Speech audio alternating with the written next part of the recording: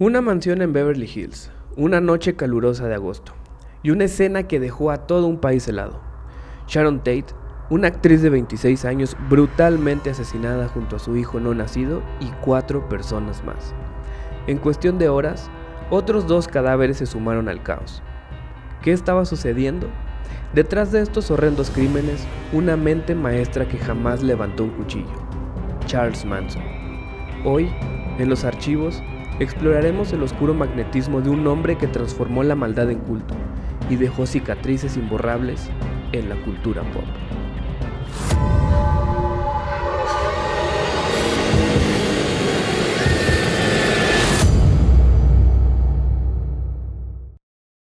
El 9 de agosto de 1969, la actriz Sharon Tate fue acuchillada brutalmente. Tenía 8 meses de embarazo y fue asesinada junto a 4 personas más en una mansión de Beverly Hills en Los Ángeles, California. Sharon Tate tenía solo 26 años. Era esposa del director de cine Roman Polanski, que justo en ese momento se encontraba en Europa. Como el crimen se ejecutó a altas horas de la noche, la policía no logró detenciones inmediatas. La noche siguiente, y con la misma brutalidad, se reportó el asesinato de Rosemary y Leno LaBianca. Estos asesinatos y otros ocurridos un mes antes derivaron en la detención de los involucrados en dichos actos, los cuales revelarían una monstruosa y terrible historia, la de Charles Manson. Charles Manson no participó activamente en ninguno de los asesinatos. No fue quien empuñó el cuchillo ni apretó el gatillo, pero su influencia fue tan poderosa, tan retorcida, que logró transformar a un grupo de jóvenes en asesinos fanáticos. La pregunta es, ¿cómo un hombre de estatura baja, con una infancia marcada por el abandono y el abuso, pudo erigirse como el líder de un culto que dejó una cicatriz imborrable en la historia? Una figura admirada y explotada como entretenimiento negro en algunos segmentos de la población. La familia era el nombre con el cual se conocía a Manson y a sus seguidores, quienes acabaron a 7 personas en este festival de muerte del 8 al 10 de agosto de ese verano.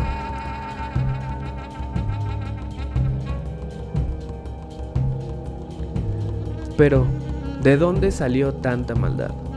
Se sabe que Charles Manson tuvo una infancia bastante difícil, pues fue producto de un embarazo adolescente. A su madre, una jovencita de apenas 16 años de edad, le interesaba mucho más salir de fiesta y seguir disfrutando de su vida sin importarle su propio hijo. Esta mujer llevó su vida a los excesos, tanto que terminó en la cárcel, por lo cual los tíos de Charles Manson fueron quienes lo criaron.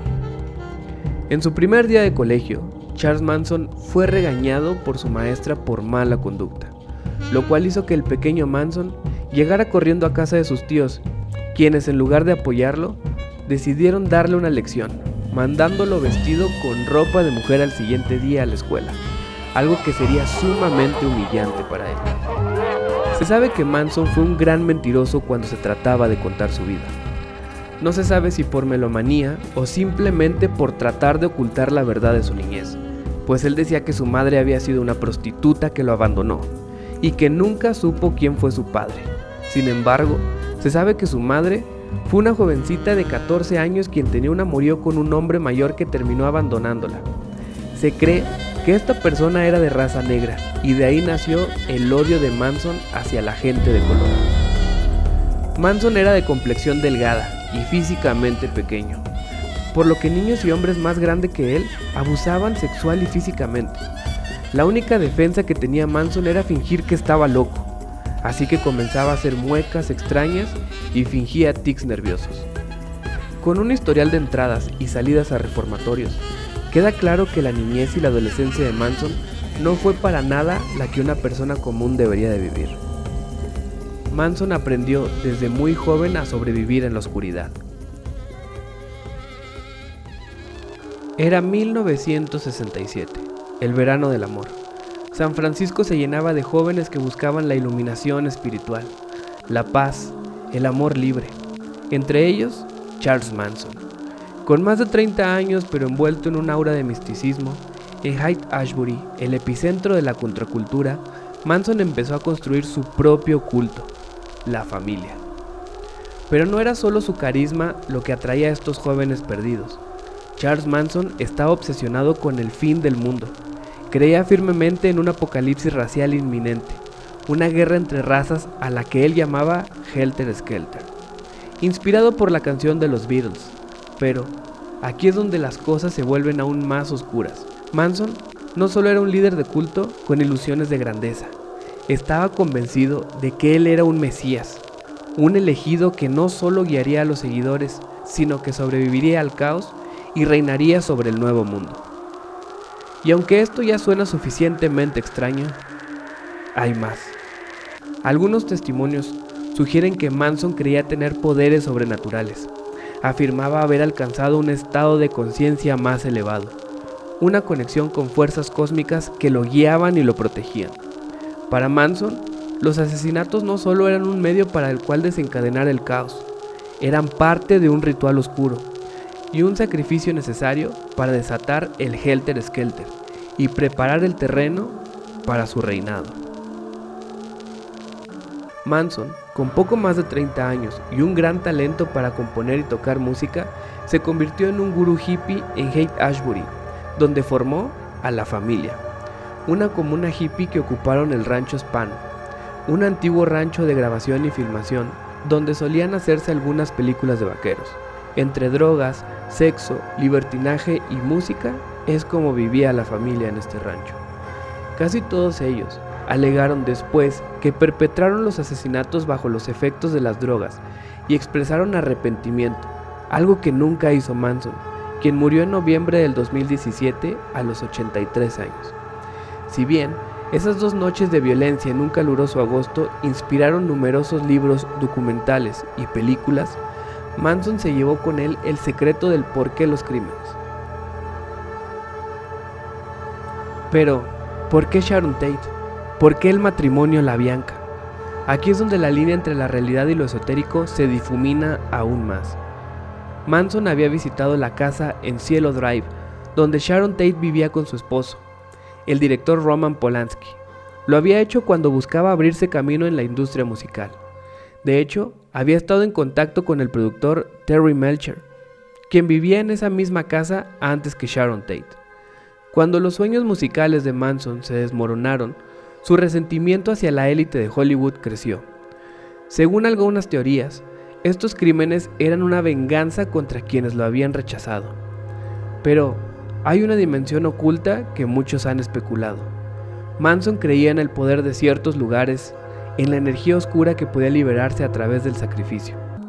Y la casa de Cielo Drive, con su historia y sus vínculos con la industria del entretenimiento, pudo haber sido para él un portal, un lugar clave para desencadenar su apocalipsis. Y luego está el caso de Leno y Rosemary LaBianca, asesinados la noche siguiente. Según algunas teorías esotéricas, estos asesinatos no fueron aleatorios. Se dice que Manson eligió a la pareja porque creía que su hogar estaba lleno de una energía negativa que debía ser purificada. Algunos creen que Charles Manson estaba bajo la influencia de fuerzas oscuras, que los asesinatos fueron algo más allá de lo terrenal. Los miembros de su secta, drogados y bajo su control, describían a Manson como alguien que podía entrar en trances profundos, como si estuviera en comunicación con algo o alguien, más allá de lo visible. Y aunque muchos de los seguidores de Manson alegaron estar bajo los efectos de las drogas cuando cometieron los asesinatos, lo cierto es que Manson nunca mostró arrepentimiento.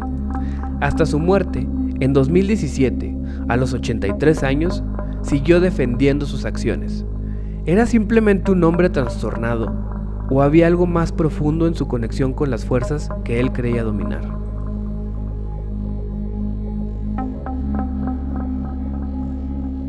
La explicación que ha perdurado con el tiempo es que Charles Manson, quien entonces tenía 34 años, quería iniciar una guerra racial en Estados Unidos. Obsesionado con el White Album de los Beatles, se dice que Manson quería desencadenar una situación del caos y descontrol, de la que él saliera victorioso. El Helter Skelter, nombre de una de las canciones de ese disco del grupo británico. Así se cuenta que ordenó a sus seguidores ir a la casa de Beverly Hills en la que estaba Sharon Tate con 3 amigos, matar a todos los ahí presentes y dejar pruebas falsas para incriminar a miembros de los Panteras Negras, un grupo de activistas por los derechos de los afroestadounidenses. La idea de matar 24 horas después, de forma similar al matrimonio formado por Leno y Rosemary LaBianca, dueños de una cadena de supermercados y residentes en Los Feliz, era extender el pánico en la ciudad de las estrellas. Según esta teoría, la elección de las víctimas fue simplemente casual. Otra de las teorías es el deseo de grandeza que tenía Charles Manson, pues apunta a que quería convertirse en estrella de rock. Tras cumplir varias penas cortas de prisión por robos y estafas, Manson se instaló en California en la segunda mitad de la década de 1960, en pleno auge del movimiento hippie y la contracultura en Estados Unidos. Comenzó entonces a formar la llamada familia Manson, a la que llegaban hombres y mujeres, jóvenes en busca de una despreocupada vida de sexo, música y drogas, con quienes se instaló en el rancho Spahn en el desierto californiano. Al mismo tiempo, Manson comenzó a mover sus contactos en la industria de la música en Hollywood. El más valioso fue Dennis Wilson, integrante del grupo musical The Beach Boys, a quien Manson manipuló para que le prestara dinero para grabar un disco a cambio de permitirle tener relaciones sexuales con algunas de las chicas del grupo. También le presentó a Terry Melcher, hijo de la actriz Doris Day, quien era productor musical y que en aquella época salía con la estrella de Hollywood Candice Bergen. Bergen y Melcher vivían en la casa de Cielo Drive, en la que un año después moriría asesinada Sharon Tate, y Manson los visitó más de una vez. La relación entre Manson y Melcher se fue agraviando y terminó por estropearse en junio de 1969 por la incapacidad del productor de conseguirle contrato discográfico. Sin embargo, otra teoría es un motivo menos morboso. Uno de los elementos más desagradables de los crímenes de la familia Manson, además del ensañamiento con el que fueron apuñaladas las víctimas, fue la aparición de las palabras pig, cerdo, political piggy, cerdito político, y death to pigs, muerte a los cerdos, pintados con sangre en las paredes de las casas donde se produjeron dichos asesinatos. Esto se relacionó con otra de las canciones del White Album de The Beatles, Piggies, y dotó a los trágicos hechos de una aureola de morbo y misterio. Pero según otras revelaciones, es posible que las motivaciones de Manson y sus seguidores fueran menos esotéricas y más terrenales. Hay tantas personas involucradas en la historia de Manson que ninguna de ellas puede decir realmente qué ocurrió.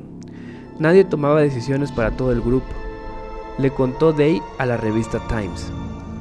El 25 de enero de 1961, Manson, Atkins, Krenwinkel y Van Buren fueron declarados culpables de los crímenes del 8 y el 9 de agosto. Más tarde, ese mismo año, Watson fue condenado por los crímenes de la casa de Sharon Tate, y Manson fue además sentenciado por los asesinatos de Gary Hinman y Donald Shea, un doble que fue asesinado en el rancho Spahn a finales de agosto de 1969. 50 años después, las cicatrices de estos días de agosto permanecen abiertas. Charles Manson murió en 2017, a los 83 años, sin mostrar un ápice de remordimiento por las atrocidades que perpetró. Su figura, sin embargo, no ha dejado de fascinar y aterrorizar al mismo tiempo, convirtiéndose en un ícono siniestro de la cultura popular, explotado en libros, documentales y películas. Y aunque los detalles de esos asesinatos han sido narrados innumerables veces, la verdadera razón detrás de esta mente enferma de Manson, ese secreto, se fue con él a la tumba.